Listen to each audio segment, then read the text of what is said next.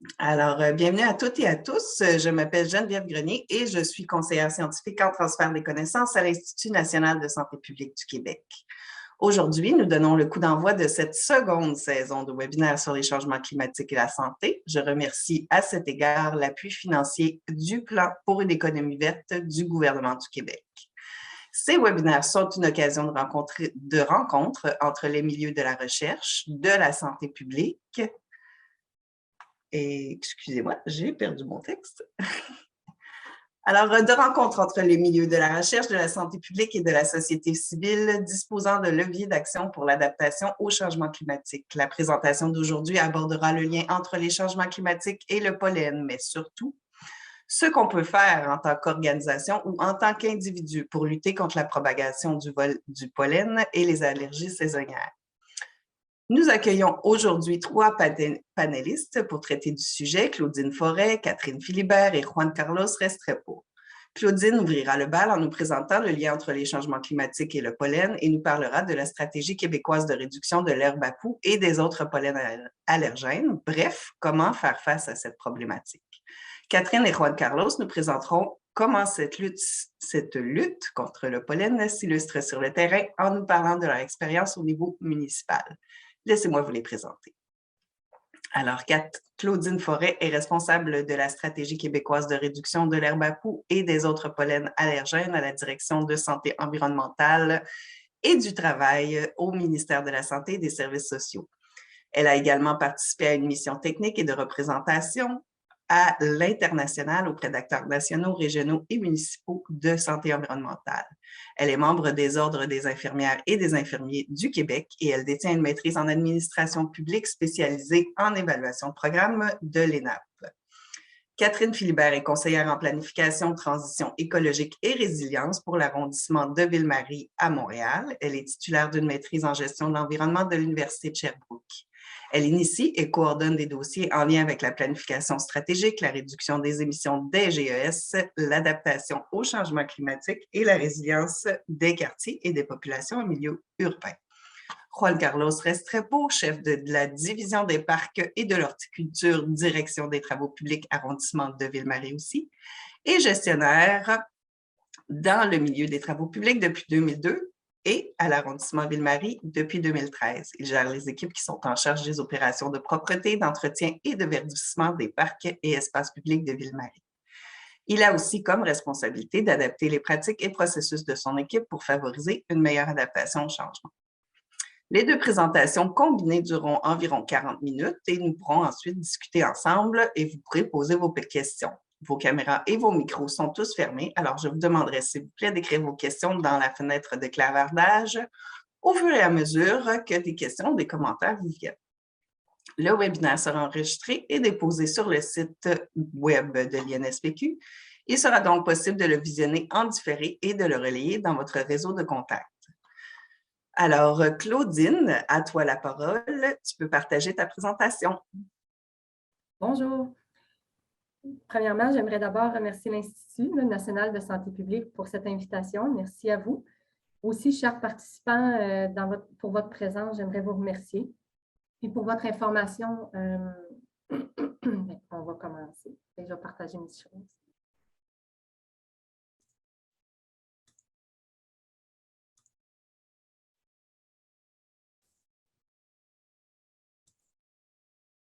Dans le cadre de ce webinaire, je suivrai ces 3 objectifs. Comprendre le lien entre les changements climatiques et les pollens allergènes, décrire l'importance de la lutte au pollen pour le bien-être des populations en jetant un regard sur la stratégie québécoise de réduction des pollens allergènes, la SQRPA ou la stratégie pollen, là, si vous voulez passer pour un habitué.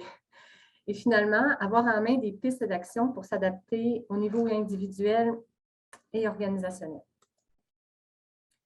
Le 7 avril dernier, il y a eu un webinaire ayant pour titre « Le portrait de l'adaptation aux problèmes d'allergie au pollen des individus et des communautés » présenté par Magali Canuel, conseillère scientifique à l'INSPQ.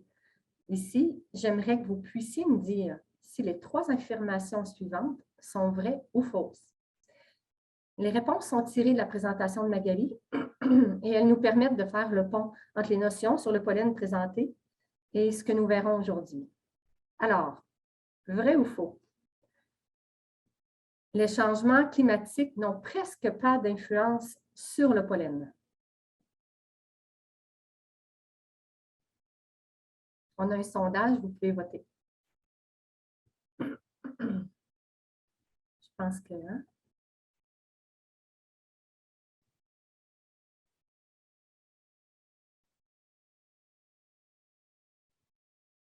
En tout cas, sur 50 sur 61, c'est pas mal un bon échantillonnage.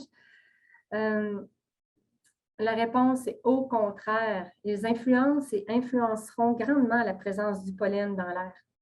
Nous aurons l'occasion de revoir certaines de ces influences au cours de la présentation. On va passer à la deuxième. La deuxième affirmation dit « Planter un arbre femelle à proximité d'un arbre mâle déjà planté pourrait aider à réduire le pollen dans l'air. » Je vous laisse répondre.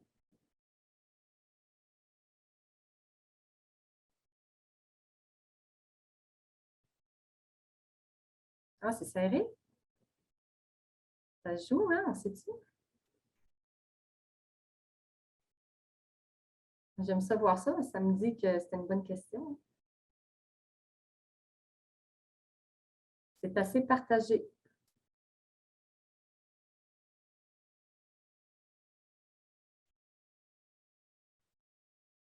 Donc, la réponse, d'abord, il est bon de savoir que les arbres mâles sont généralement plus allergènes que les arbres femelles. Planter un arbre femelle de la même variété à proximité d'un arbre mâle déjà planté permet de capter une partie du pollen dans l'air mâle et donc réduirait la concentration du pollen allergène dans l'air. La réponse est donc vraie. Troisième affirmation. Dans les effets rapportés attribuables aux symptômes d'allergie au pollen, on retrouve les problèmes de productivité au travail ou à l'école. Vrai ou faux?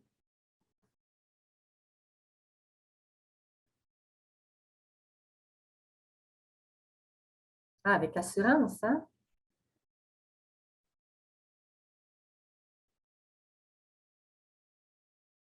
Merci beaucoup de participer comme ça, j'aime ça. La réponse, cette affirmation est malheureusement vraie, effectivement. Dans les effets rapportés attribuables aux symptômes d'allergie, les problèmes de productivité au travail ou à l'école ont compté pour 33 % quand même, soit le tiers. Parmi d'autres effets attribuables aux symptômes d'allergie, nous retrouvons également des problèmes de concentration, de sommeil, de limitation dans les activités de sport, de l'irritabilité et finalement, pour 5 %, de l'absentéisme au travail ou à l'école. Merci Magali pour ta présentation en avril. Est-ce que c'est moi qui dois éteindre? L'Association pulmonaire du Québec indique qu'il existe deux sortes d'herbe à poux, la grande et la petite. C'est la petite herbe à poux qui est la plus répandue et la principale cause de la fièvre des foins ou rhinite allergique. Cette petite herbe à poux, ou l'Ambrosia artemisifolia, je me suis pratiquée, possède à la fois des fleurs mâles et femelles. Un seul de ces plants peut produire plusieurs millions de grains de pollen très légers. La grande majorité de ce pollen se déposera dans un rayon de 1 km du plant. Et un seul plant peut produire jusqu'à 3000 graines qui peuvent survivre dans le sol jusqu'à 40 ans. C'est pourquoi il est très difficile d'éradiquer cette mauvaise herbe. On voit ici une colonie, un plant au stade de croissance végétative. À quoi ça peut ressembler une petite ambrosia? Nous voyons dans cette diapositive les effets des changements climatiques sur les pollens. Elle est importante aussi comme diapo. Le climat change, il change surtout depuis les années 1800, causé par les activités humaines, où on dit anthropiques, qui, avec leur combustible fossile, ça génère des émissions de gaz à effet de serre, il y a une hausse des températures, un climat plus chaud. Tout ça, ça devrait aggraver la pollution atmosphérique du Québec. Et les pollens allergènes font partie de ces composantes de pollution de l'air extérieur. Les changements climatiques auront donc pour effet d'augmenter la concentration atmosphérique de certains pollens, d'augmenter le nombre de jours par année où les pollens sont présents, des printemps plus hâtifs et des premiers gels plus tardifs, donc une présence prolongée de pollen dans l'air et une augmentation de la durée des symptômes. On peut aussi glisser mot sur le fait que la durée de la période de pollinisation augmente avec les années. En 1994, c'était 42 jours de pollinisation. En 2002, c'était 68. selon Claude Lavoie de l'Université Laval. Imaginez maintenant. Les changements climatiques auront pour effet aussi d'augmenter la répartition géographique des allergènes. Nous en reparlerons à la prochaine diapositive. De réchauffer le climat et le rendre plus humide.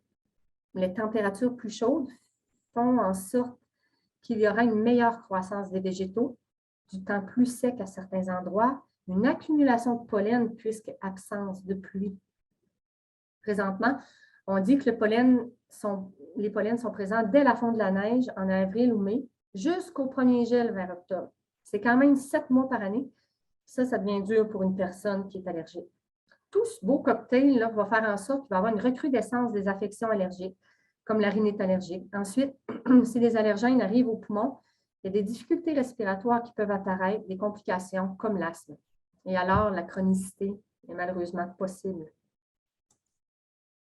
Cette diapositive-là, je voulais vous la montrer, même si elle date de 2001, parce qu'on voit que, en tout cas, la saison de croissance des plantes allergènes se retrouveront allongées et de nouvelles zones deviennent même favorables à l'établissement des plantes allergènes. Ils vont remonter vers le nord.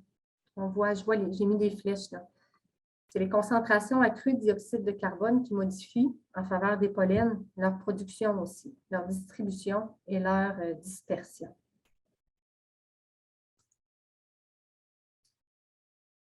Dans la première partie de la présentation qui est derrière nous, on a compris le lien entre les changements climatiques et les pollens allergènes.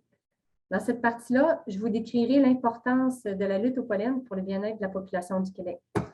L'importance, ça peut être comprise comme dans la phrase « Les effets négatifs sur la santé des Québécois sont donc bien importants » ou aussi, elle peut être comprise comme « Les investissements dans la lutte contre les pollens sont donc bien importants ». Et on ne parle pas juste d'argent ici à titre d'investissement.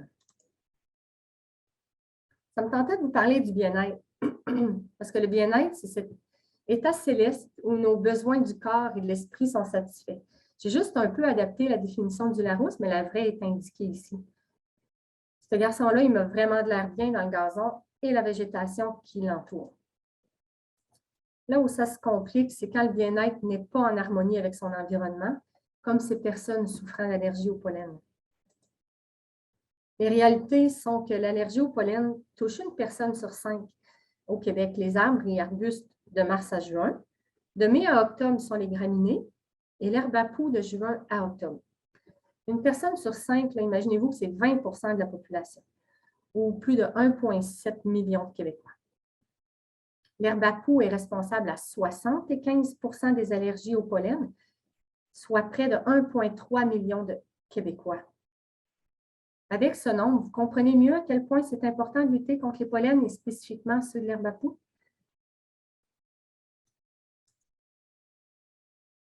L'importance de lutter contre les pollens allergènes est comprise depuis un bout. Il y a un budget de 1,85 million de dollars qui est réservé jusqu'en 2030 pour cette stratégie dans le cadre du plan pour une économie verte 2030.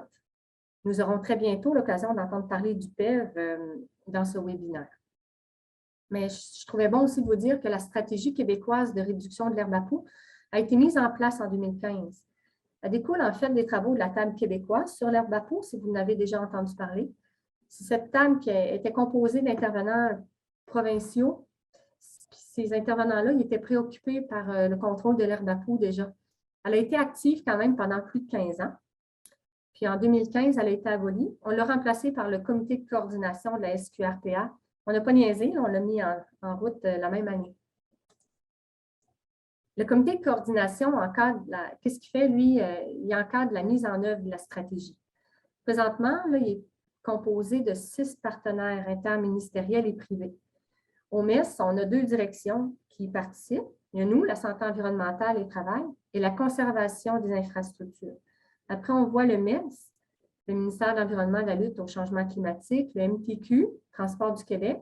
Là, ils ont 2 directions, la MAPAC, Hydro-Québec, puis la Société québécoise des infrastructures. Cette stratégie a pour but de mobiliser les propriétaires et gestionnaires de grands terrains publics et privés. Il y a 3 types d'intervenants qui sont visés. Les municipalités ou les arrondissements qui eux-mêmes sont gestionnaires de grandes superficies de terrain. Ils sont responsables de l'aménagement du territoire et des espaces verts. Deuxièmement, il y a les ministères et organismes gouvernementaux comme le Réseau de la santé, le ministère des Transports, la SQI, et les autres grands propriétaires de terrains publics et privés comme Hydro-Québec, parce qu'ils peuvent avoir aussi un impact quand même significatif en intégrant le contrôle de cette plante dans leurs pratiques courantes.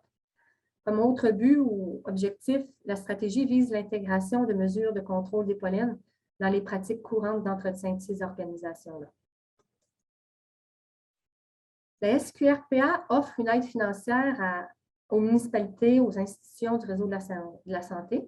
Cette aide-là va permettre le développement et la mise en œuvre de plans de contrôle des pollens allergènes. Pour être admissibles, ces plans de contrôle, ils doivent inclure certaines choses. La mobilisation du milieu municipal. On doit y retrouver aussi l'application des méthodes de contrôle reconnues. On veut aussi que leur plan puisse démontrer le caractère pérenne des actions mises en place. On a le privilège d'avoir des conférenciers du milieu municipal plus tard durant le webinaire. La SQRPA fournit également du financement à l'Association pulmonaire du Québec.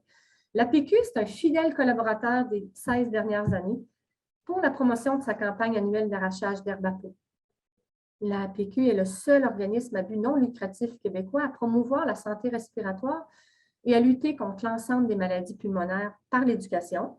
Il y a les services directs aussi à la population du Québec, puis la prévention des maladies respiratoires en s'attaquant aux causes dont les facteurs environnementaux font partie. Ensuite, on voit budget pour les communications au ministère, communications qui sont livrées à la population par le ministère. On voit les formations. Ah oui, la stratégie pollen permet également de recevoir des formations sur l'herbe à peau.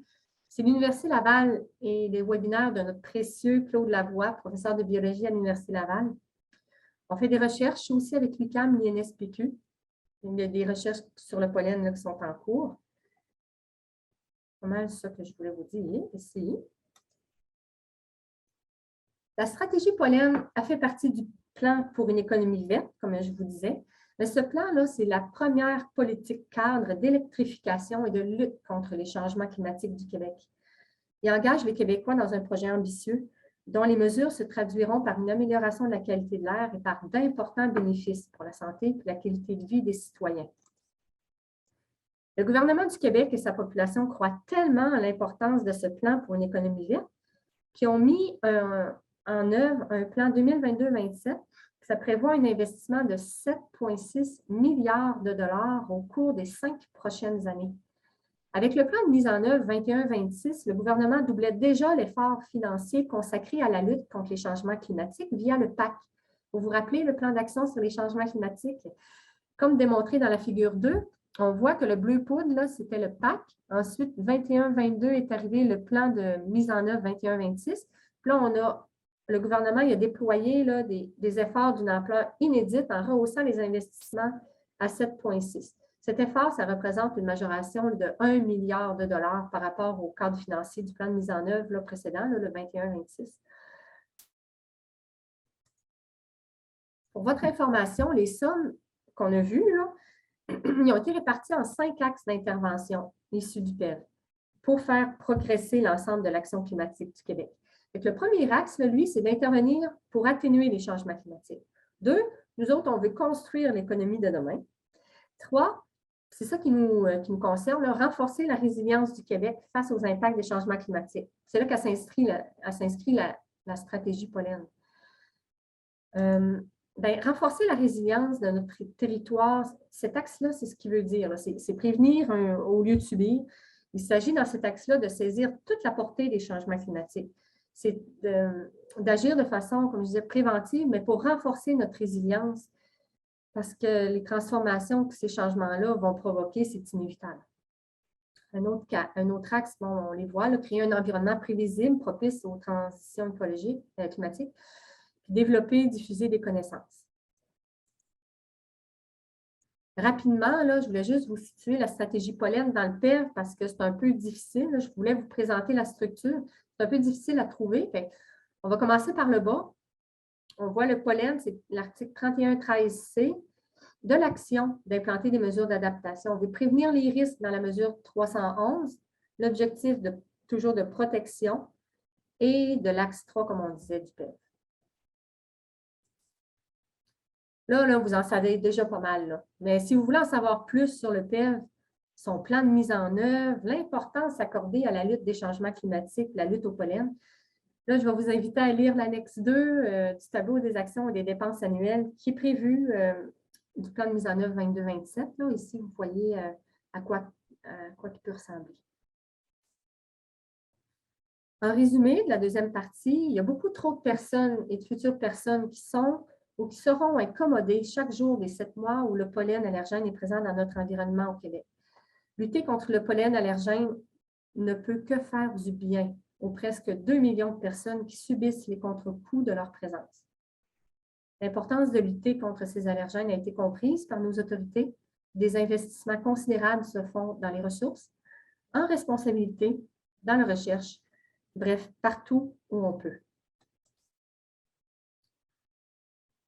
Le troisième objectif et dernier vise à avoir en main des pistes d'action pour s'adapter au niveau organisationnel et individuel. S'adapter, c'est d'être en accord avec ce qui nous entoure. Dans cette dernière partie, vous trouverez quelques pistes d'action, comme je disais. Ici, on voit l'existence d'un guide de gestion et de contrôle de l'herbe à poux et des autres pollens allergènes. Sa dernière édition date de 2018. Ce guide, il vous présente les opérations à mettre en œuvre pour établir un plan de contrôle des pollens allergènes. Depuis l'identification des plantes concernées et leur localisation jusqu'à l'intervention sur le terrain, il s'adresse aux gestionnaires de terrains publics, privés, notamment aux municipalités et arrondissements. La première partie du guide parle de l'herbe à poux, qui est le principal allergène du Québec, et la deuxième partie traite des autres pollens allergènes.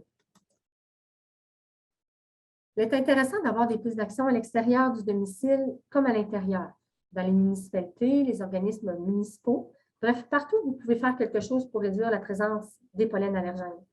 Les informations qui suivent sont tirées entre autres du guide, mais j'en ai trouvé aussi ailleurs, de sources fiables.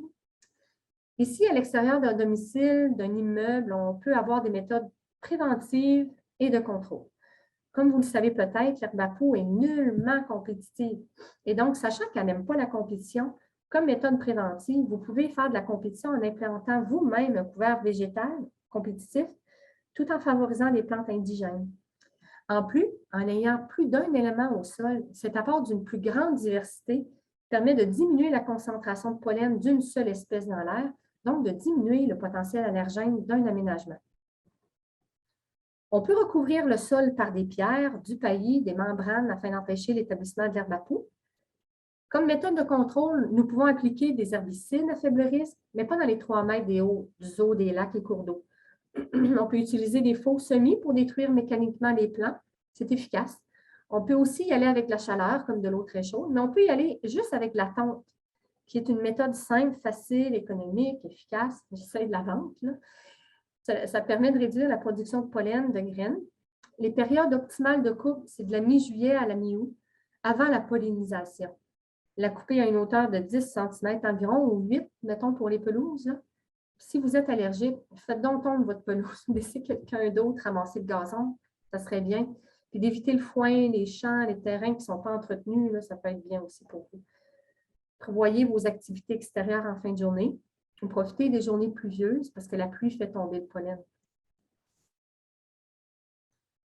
On ne peut pas toujours contrôler l'extérieur de notre maison.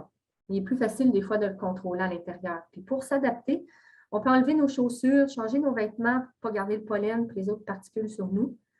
Et puis, offrez à votre visage un lavage rapide pour rincer les allergènes. On peut rincer notre nez aussi avec de la saline ou mettre des gouttes lubrifiantes là, pour nettoyer nos yeux. Gardez les fenêtres fermées lorsqu'il y a beaucoup de pollen dans l'air. Si la chaleur vous incommode puis vous avez un peu d'argent, peut-être que l'air climatisé est une bonne option, si vous pouvez vous le permettre. N'oubliez pas de changer les filtres épais en passant. Puis, l'air climatisé, ce n'est pas comme l'échangeur d'air. Les échangeurs d'air, eux autres, ils peuvent laisser entrer des pollens dans la maison. Pensez-y. J'aimerais vous partager ici quelques notions sur le syndrome pollen-aliment, ou anciennement appelé le syndrome d'allergie orale. Ça se limite habituellement à la région péribuccale, une région allergique qui peut toucher plusieurs personnes allergiques au pollen qui consomment des fruits, des légumes diverses, noix et graines. Les protéines que ces aliments contiennent se trouvent également dans les différents types de pollen. Leur structure est semblable, Les anticorps d'une personne allergique au pollen s'activent donc et libèrent des médiateurs inflammatoires qui donnent des symptômes d'allergie. Il y a une réactivité qu'on appelle croisée qui peut entraîner des symptômes d'allergie, comme des picotements dans la bouche ou la gorge. La liste que vous voyez ici, ça n'a pas l'intention d'être une liste des aliments à éviter, mais plutôt une liste d'aliments qui sont connus de causer des symptômes pour les personnes allergiques au pollen. Les aliments pourraient être mieux tolérés s'ils sont consommés cuits ou chauffés. Pourquoi? Parce que la chaleur a modifié la composition des protéines. Manger de ceux en conserve est une autre option. Pour certains, simplement les éplucher fonctionne. Vous apprenez à vous connaître, faites ce qu'il faut. Si vous doutez, si vous êtes enceinte, peut-être consulter un allergologue. Il va pouvoir vous passer des tests par piqûre épidermique ou si les résultats du test cutané n'est pas probant, vous pourriez avoir une prise de sang pour un dosage des immunoglobulines IgE qui sont spécifiques à un allergène. Les gestes quotidiens à l'intérieur peuvent aussi comprendre d'éviter de garder des fleurs ou fleurs séchées dans la maison. Si vous avez des muqueuses déjà irritées, leur contact avec le chlore des piscines peut augmenter les symptômes de rhinite et de conjonctivite. Si vos yeux sont irrités, évitez de porter des lentilles cornéennes, des verres de contact. Puis évitez de faire sécher les vêtements, les draps, les serviettes à l'extérieur durant les périodes problématiques, ce serait peut-être une bonne idée. Il existe la sécheuse. On peut se brosser les cheveux, se doucher en rentrant de chez soi aussi. L'avant-dernière slide, elle donne d'autres pistes d'action, tant individuelles qu'organisationnelles. Dans les symptômes nasaux, on peut peut-être voir un plan de traitement, les corticostéroïdes nasaux en spray. Son effet bénéfique se fait sentir après quelques jours, qu'il faut attendre encore plus longtemps pour obtenir un résultat concluant. Il empêche l'inflammation le temps que vous les prenez. Les antihistaminiques, eux autres, ils ont des effets positifs. Leurs effets positifs sont vraiment meilleurs si vous les prenez avant l'arrivée des allergies. Avant, comme mettons, si vous allez chez une amie et elle a un chat, c'est peut-être bon de les prendre juste avant. Puis avant de prendre ce médicament-là, allez donc consulter un pharmacien si vous prenez d'autres médicaments aussi pour avoir des interactions. Souvent, les antihistaminiques, là, pour votre connaissance, sont souvent associés à des congestionnants. Et encore là, je vous inviterai à aller voir un médecin si vous souffrez d'hypertension artérielle ou si vous prenez un certain type d'antidépresseurs, comme les inhibiteurs de la monoamine. Les symptômes oculaires, on peut les traiter, On peut réduire l'irritation avec des larmes artificielles. Il existe la désensibilisation aussi. Si vous avez des questions de toute façon sur le traitement des allergies, n'hésitez pas à consulter un pharmacien, un professionnel de la santé reconnu. Au niveau organisationnel, des pistes d'action que vous pouvez voir, faire, agir, c'est se concerter dans les politiques d'urbanisation, de plantation d'arbres dans la ville, éviter les plantations d'arbres dont les pollens sont importants, diminuer la pollution atmosphérique, comme le soulignait Magali à la presse récemment, le 10 septembre dernier. La pollution augmente l'allergénicité des pollens, dégrade la structure des pollens, donc libère plus de pollen plus rapidement. Les bronchos. Donc, nous, on peut continuer l'aide financière, la sensibilisation, le transfert de connaissances, le soutien aux intervenants. Les organisations peuvent aider de ce côté-là. On peut cartographier les pollens, on peut installer plus de stations, faire des recherches. La stratégie pollen permet concrètement à des infrastructures et des municipalités de lutter. En conclusion, la lutte au pollen allergène a son importance. Elle peut améliorer la qualité de vie des Québécois. La concertation entre nous est primordiale afin de prioriser les actions et mener à bien les projets de lutte au pollen allergène. Nous avons des leviers fort intéressants. C'est à nous de les utiliser. Merci pour votre écoute. Merci beaucoup, Claudine. Très intéressant. On passe maintenant à Catherine et Juan Carlos qui vont maintenant pouvoir partager leur présentation et pouvoir nous parler de comment tout cela s'illustre sur le terrain. Alors, Juan Carlos, Catherine, je vous laisse la parole. Merci Geneviève pour l'introduction. Je tiens à remercier le INESPQ de nous avoir donné l'opportunité de participer à ce webinaire, aussi aux participants par leur présence. Catherine, conseillère en transition écologique et résilience au bureau de la direction d'arrondissement, je te laisse la parole. Donc, bonjour tout le monde. Merci Geneviève. Merci Carlos pour la présentation. Donc, si vous me le permettez, on va vite plonger là, dans le vif du sujet. En fait, on nous a demandé de venir présenter la réalité terrain, notre expérience en ce qui a trait au contrôle de l'herbe à poux en milieu urbain. C'est pas un sujet facile. Je vais vous faire part de nos objectifs. Je vais ensuite parler des particularités de l'arrondissement, brièvement de la nécessité d'être exemplaire aussi sur notre territoire, des mesures qui sont à prendre pour pérenniser la démarche. Je vais mentionner aussi les mesures qui sont prises pour informer, mobiliser la population, parce qu'on souhaite en fait intervenir autant sur le domaine privé que sur le domaine public. C'est une question d'efficacité et de résultats. Carlos, pour sa part, va nous présenter des exemples concrets de nos actions. Donc, il va aussi terminer en mentionnant ce qui, selon nous, constitue des facteurs de succès. On voit ici, en fait, les objectifs que l'arrondissement s'est fixé quand vient le temps d'agir sur l'herbe à poux. On veut d'abord et avant tout avoir un impact sur la santé et la qualité de vie des individus. On veut améliorer la résilience des quartiers face au changement climatique. On agit en fait de manière intégrée, c'est-à-dire que concrètement, on fait en sorte que les interventions sur l'herbe à poux aient aussi un impact positif sur le verdissement, la biodiversité et la réduction des îlots de chaleur. Carlos va vous en parler un petit peu plus tout à l'heure. Finalement, pour optimiser les résultats, on cherche, comme je le disais tout à l'heure, à intervenir autant sur le domaine privé que public. Madame Forêt a bien résumé la situation tout à l'heure. Les conditions climatiques exacerbent la présence des pollens allergènes. Ça a beaucoup de répercussions sur notre population.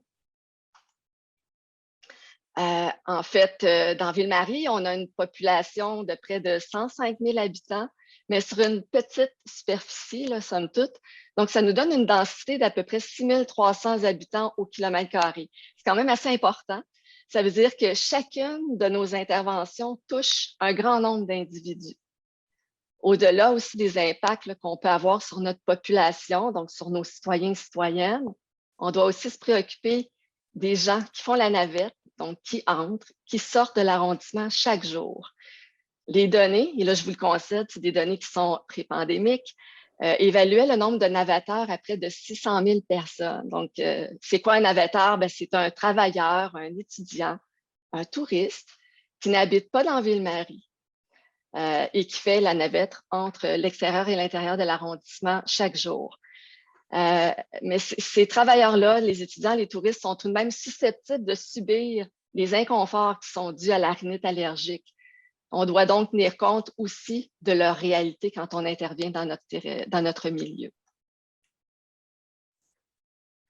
Nos équipes interviennent sur le domaine public essentiellement. C'est là où on a compétences. C'est impossible aussi d'éradiquer l'herbe à poux, clairement, mais on peut par ailleurs exercer un certain contrôle sur sa présence. Les prochaines diapos, en fait, témoignent surtout de l'ampleur de notre tâche. On agit différemment, en fait, en fonction des particularités de chacun des secteurs, de chacun des lieux. Ici, on voit le centre-ville, en fait, le centre des affaires, qui accueille de nombreux événements, des festivals. Il est très achalandé, nécessite beaucoup d'interventions au trafic. Et on a aussi la contrainte beaucoup d'interventions au quotidien, pardon. Et on a aussi la contrainte du trafic quand vient le temps d'intervenir dans ce genre de milieu. On a aussi, en fait, les grandes artères, les rues, les trottoirs. Alors, vous pouvez imaginer que dans notre arrondissement, ça représente environ 130 km linéaires. À ça, on doit ajouter toutes les interventions qui sont souhaitées et souhaitables dans nos ruelles. On a aussi la responsabilité de contrôler l'herbe à poux dans près de 141 parcs et espaces verts. On a vu l'importance de ces espaces-là pendant la pandémie pour la santé de nos citoyens. Donc, nos interventions ont été particulièrement efficaces au cours des dernières années. On agit aussi en priorité dans les quartiers résidentiels parce que c'est là où les gens vivent, tout simplement, et c'est là où ils sont le plus affectés. Claudine nous l'a bien expliqué tout à l'heure aussi.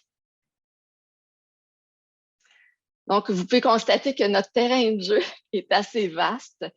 C'est important de partager la responsabilité des interventions sur l'herbe à poux. On doit pouvoir compter, en fait, sur une aide gouvernementale qui est vraiment au rendez-vous.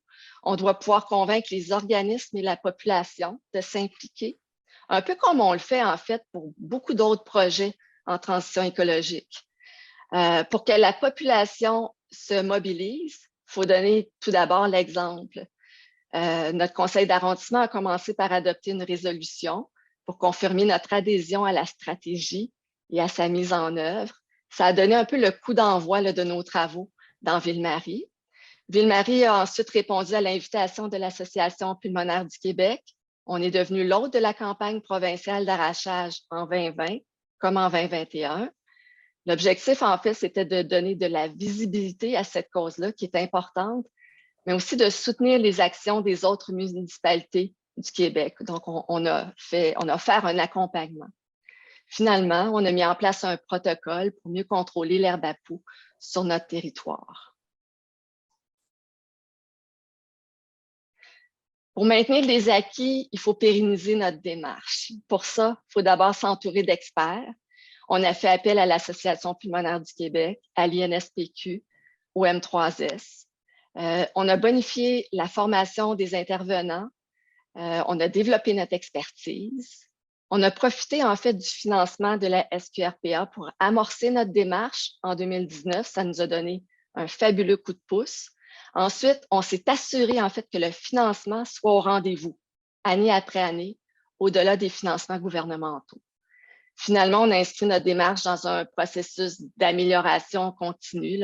Notre objectif, en fait, c'est de revoir nos pratiques année après année pour toujours faire mieux.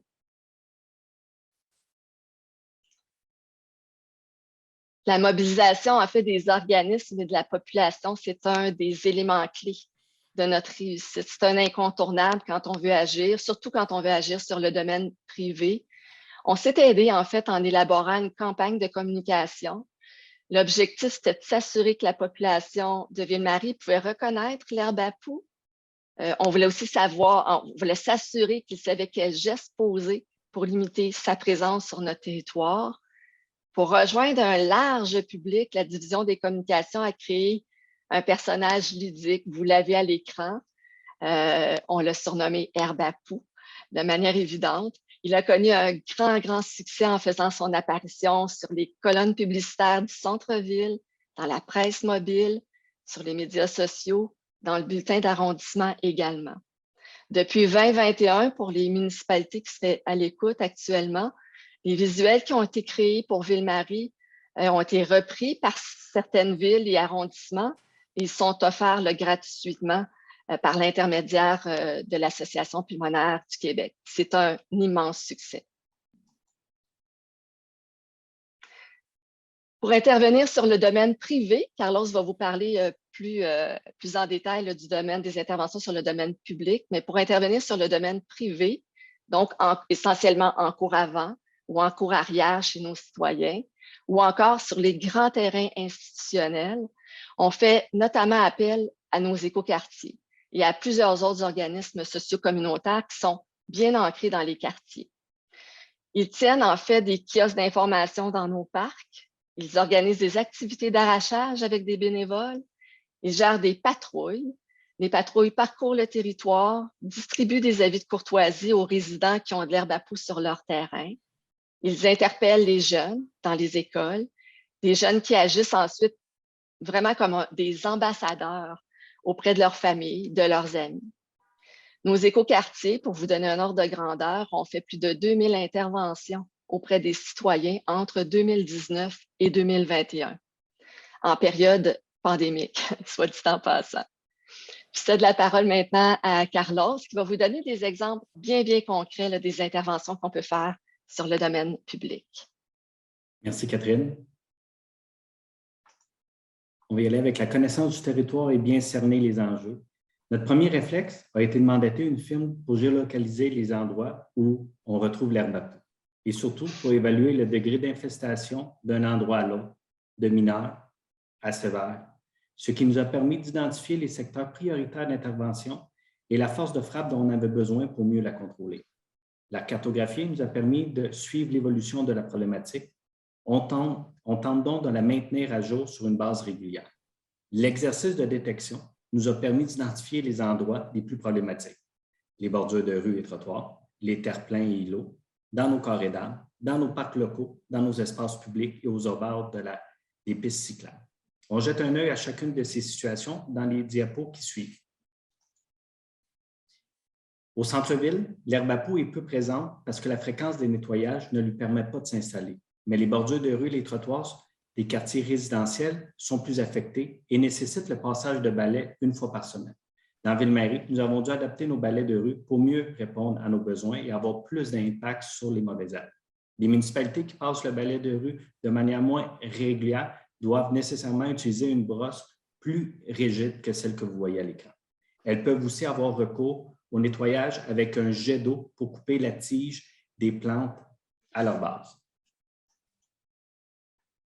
Plusieurs terre-pleins et îlots de l'arrondissement étaient sévèrement infectés à l'automne 2018 et à nouveau à l'automne 2019 et 2020. Bien qu'ils soient l'objet d'une tonte aux 2 semaines, ce sont des zones fragilisées qui reçoivent une quantité importante de sel de déglaçage au cours de la saison hivernale. Les sols sont pauvres et compactés.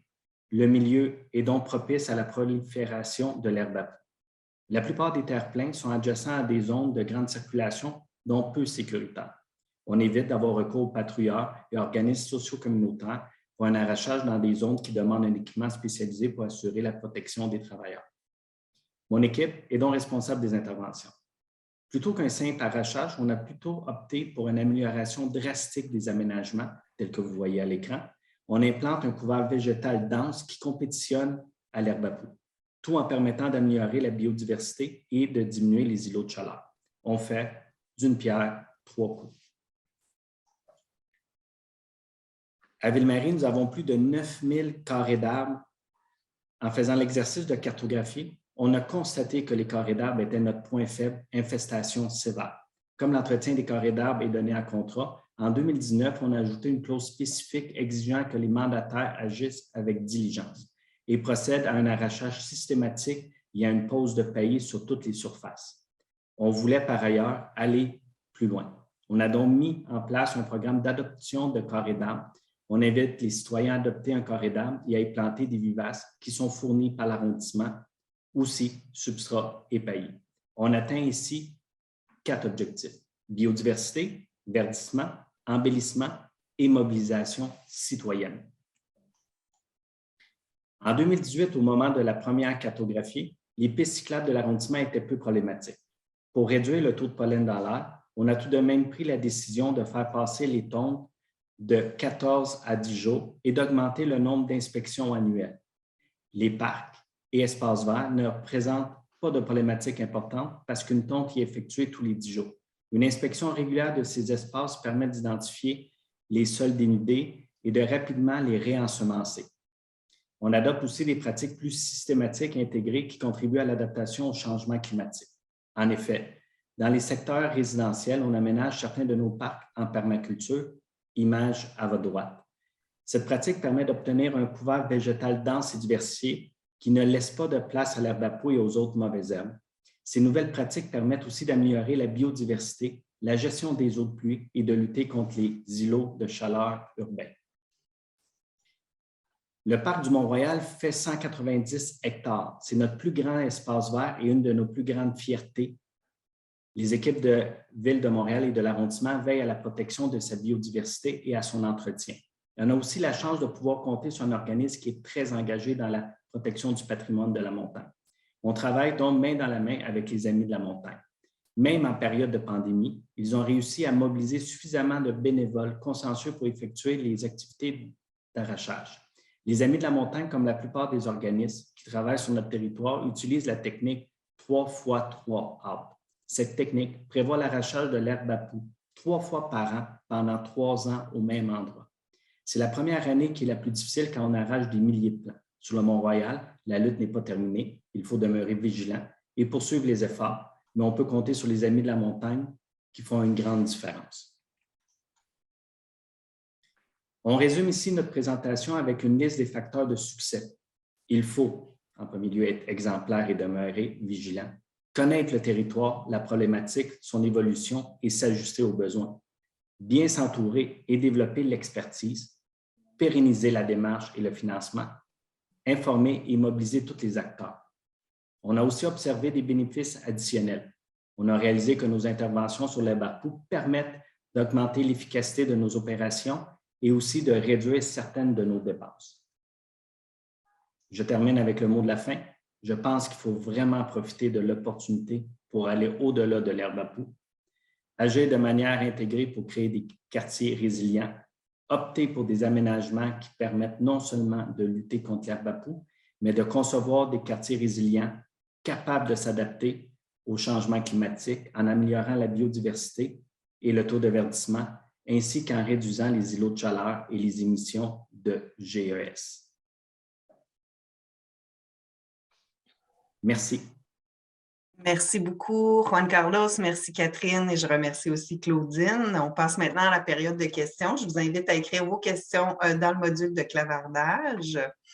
Et puis, il y a déjà quelques personnes qui ont écrit leurs questions et commentaires. Alors, je vais pouvoir commencer.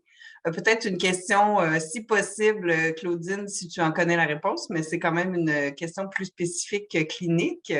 La personne nous demande comment se fait-il que je demeure allergique aux fruits, à pépins et à noyaux et que je ne réagis plus au pollen au printemps?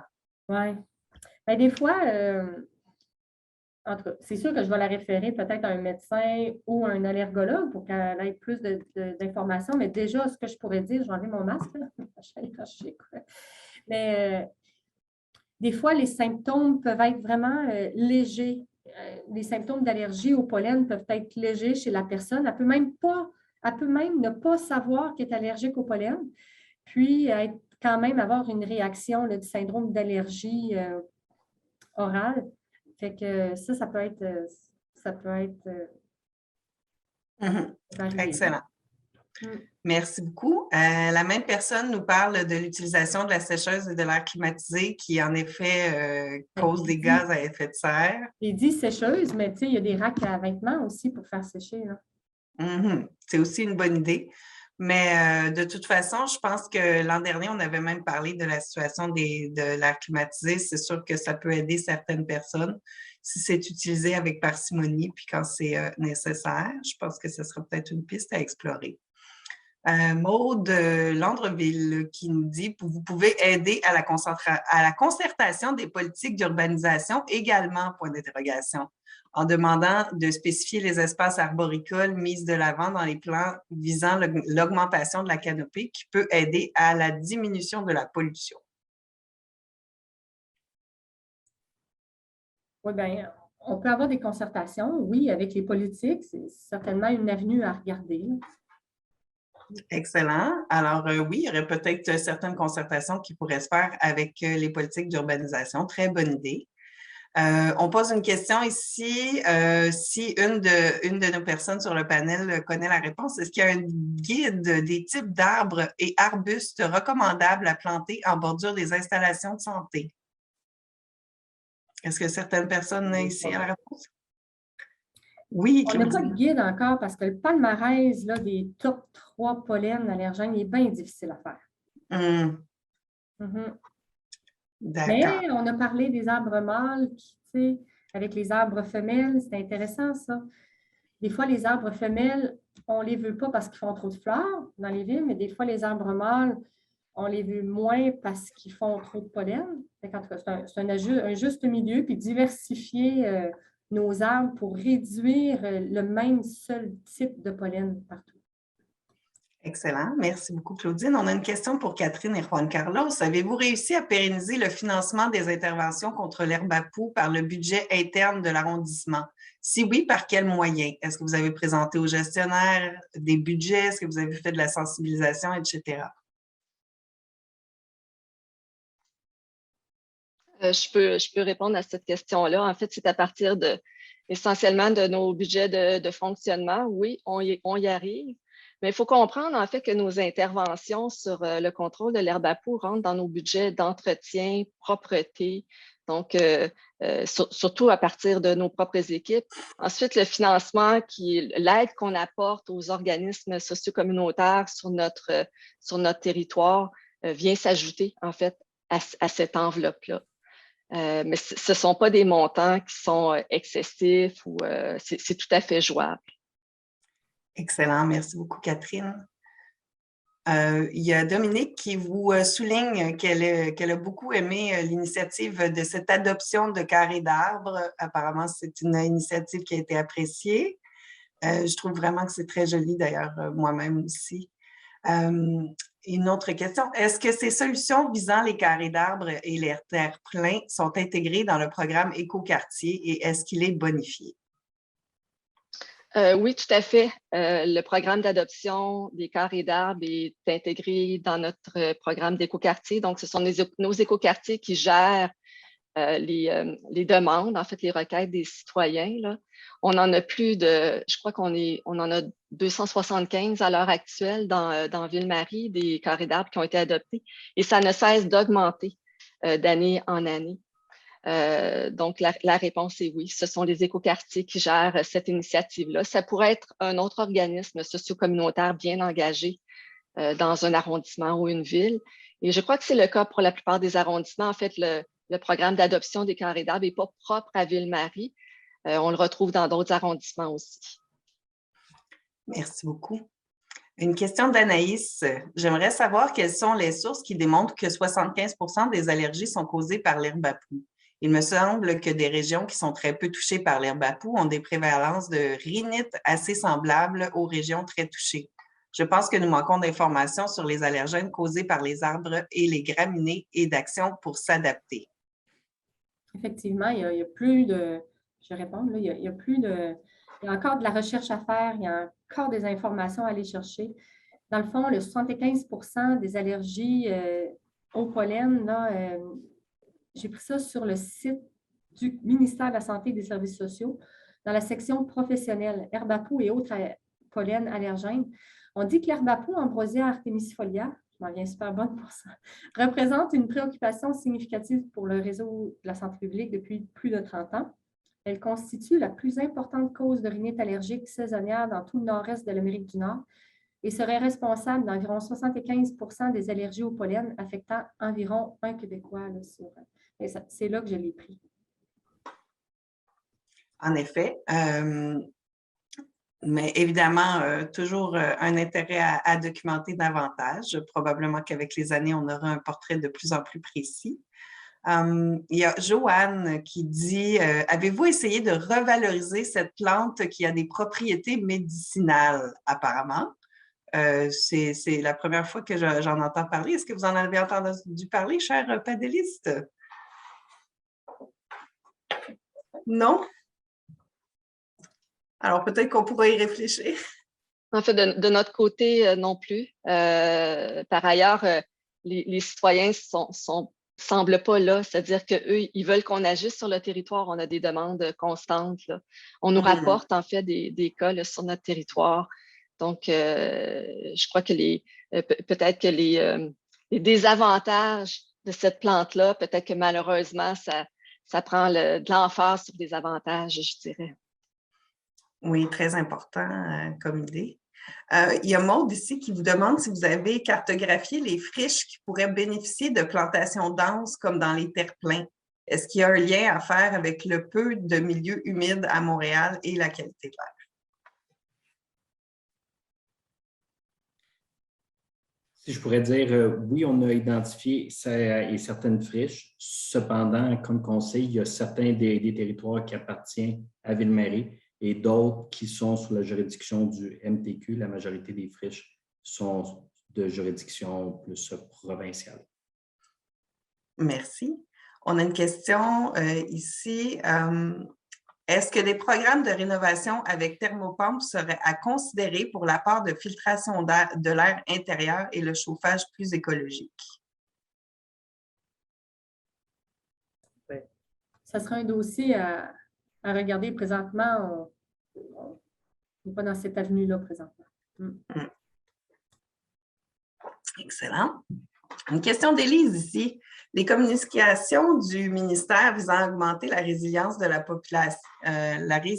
population auront-ils des déclinaisons plus spécifiques pour certaines populations vulnérables, comme les personnes qui ont des maladies pulmonaires obstructives, ou des pistes d'action que les professionnels de la santé peuvent utiliser pour guider leurs patients?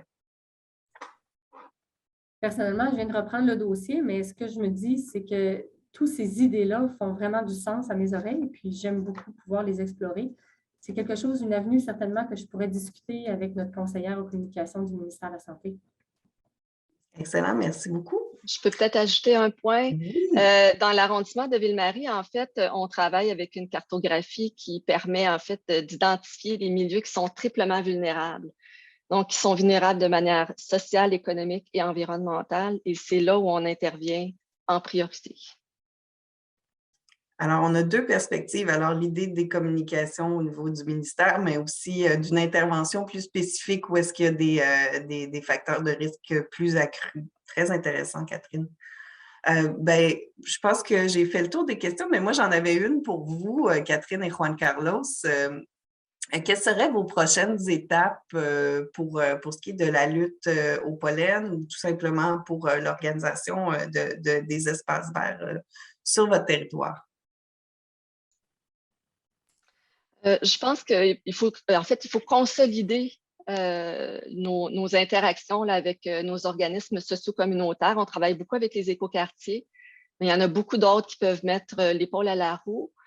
Il faut aussi intervenir peut-être de manière plus spécifique auprès ce que j'appellerais les grands propriétaires terriens, donc les grandes institutions qui ont des territoires importants et créer des liens avec eux pour à la fois les soutenir dans leur démarche et les sensibiliser aussi à cette problématique-là.